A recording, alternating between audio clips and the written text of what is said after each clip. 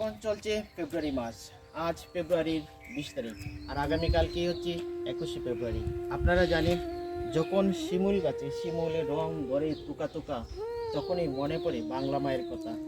যখন 1952 সালে পাকিস্তানিরা আমাদের ভাষা কেড়ে নিতে চেয়েছিল, সেই ভাষার জন্য যারা প্রাণ দিয়েছেন, সালাম, বরকত, রফিক, জব্বার সহ সকল বীর সেনানীদের আমরা এই 21শে ফেব্রুয়ারিতে বিনম্র শ্রদ্ধা জানাই।